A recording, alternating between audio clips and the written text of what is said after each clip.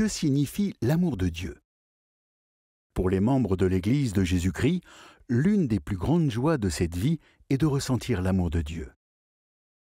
Un amour tellement doux et sanctificateur qu'il guérit les blessures, remplace la souffrance par la sérénité et donne l'espoir. Certains pensent que Dieu est un être froid, toujours prêt à nous punir. C'est le contraire. Nous sommes ses enfants. Il nous aime d'un amour divin. Il connaît chacun de nous personnellement.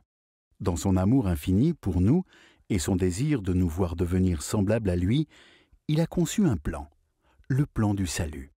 Dans les Écritures, nous lisons qu'à la suite de la rébellion de Lucifer contre Dieu et son plan, il y eut une grande guerre dans les cieux. Le libre arbitre, essentiel au plan de Dieu, impliquait qu'un sauveur nous délivre du péché. L'Écriture dit « Car Dieu a tant aimé le monde qu'il a donné son Fils unique, afin que quiconque croit en lui ne périsse point, mais qu'il ait la vie éternelle. »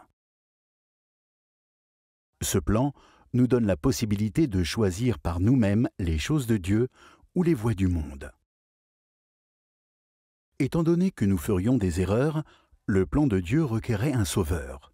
Jésus-Christ, c'est lui qui paierait le prix pour nos péchés, nous permettant ainsi de nous repentir, d'être purifiés et de devenir davantage semblables à notre Père céleste et lui. David Bednar, un apôtre dans l'Église de Jésus-Christ, a dit « La naissance, la vie et le sacrifice expiatoire du Seigneur Jésus-Christ sont les plus grandes manifestations de l'amour de Dieu pour ses enfants. Jésus-Christ nous a donné accès au repentir afin que nous puissions retourner vivre avec Dieu un jour. Et nous voici, venus au monde dans un corps sujet à la souffrance et à la mort. Ici, nous apprenons à travers nos expériences. Ici, nous choisissons d'être heureux ou tristes.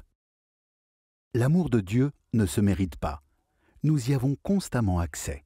Comme la lumière du soleil, l'amour de Dieu rayonne continuellement.